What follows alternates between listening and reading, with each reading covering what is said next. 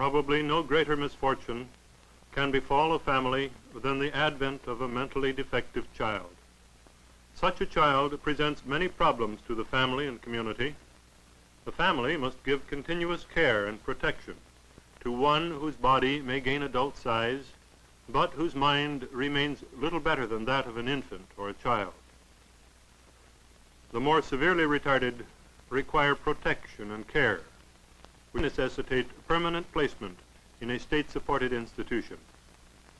Those less severely retarded may remain in the care of their parents. Special school classes must be provided, geared to his slower mental development. Community supervision is often required to assist him to find employment.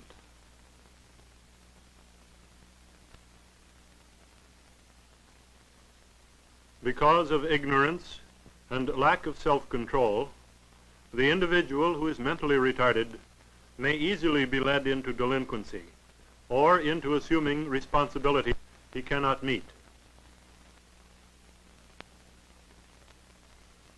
Community supervision becomes necessary to help him to conduct himself properly as an adult.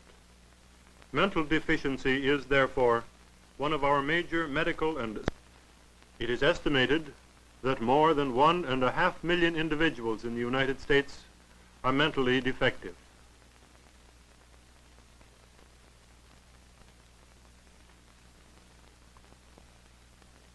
The first sign of mental deficiency generally noted is the child's failure to develop the usual behavior patterns of children of the same age.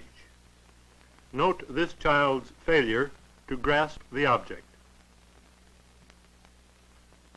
3 grades of deficiency are recognized. Moderately retarded individuals are referred to as morons. Those who are severely retarded are classed as imbeciles. And the very severely retarded are termed idiots. Intelligence tests are used to measure ability. Mary, a normal 8-year-old with a mental age of 12 years, is taking the mannequin test.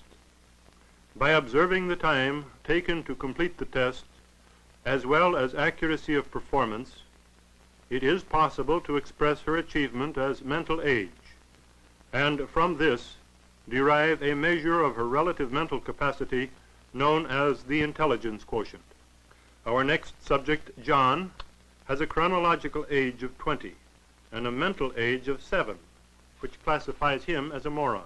Adults so classified achieve a developmental level comparable to normal 7 to 11-year-old children, the intelligence quotient ranging from 50 to 70.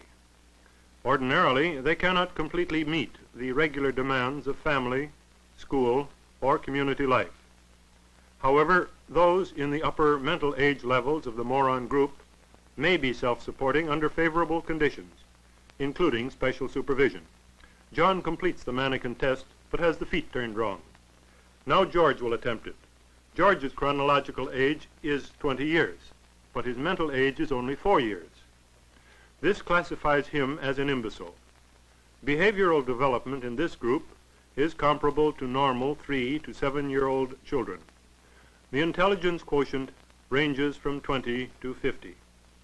Imbeciles are unable to manage their daily affairs and require constant supervision. Here we see that George lacks the ability to comprehend the test problem. Next, we have Robert ready to try the mannequin test. His chronological age is also 20 years, but his mental age is only 2 years. This classifies him with the most severely retarded idiot group. In this group, behavioral development never exceeds that of a normal 3-year-old child, and the intelligence quotient is below 20. They are incapable of performing the simplest duties for themselves. Robert has no comprehension of the test problem, cannot concentrate, and does not even respond to the assistance given him.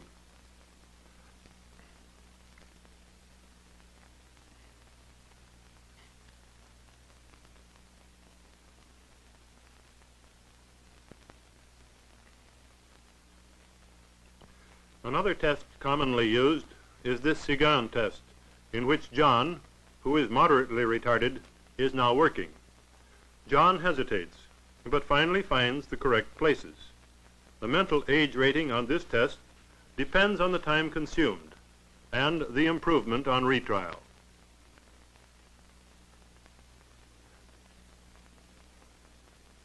Next, we have George, who is severely retarded.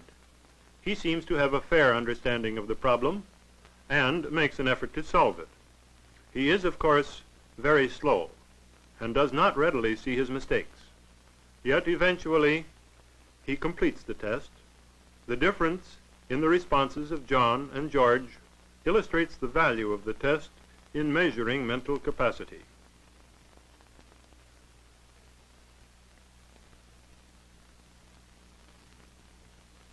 Next, Robert, who is very severely retarded, is offered the Sigan test.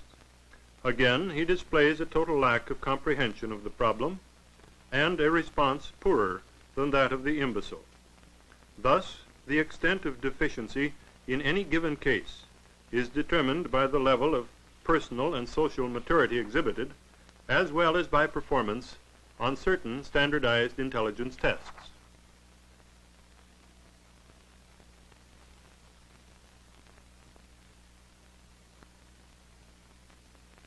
In most cases of mental deficiency, there are few physical or pathological characteristics clearly denoting the defect.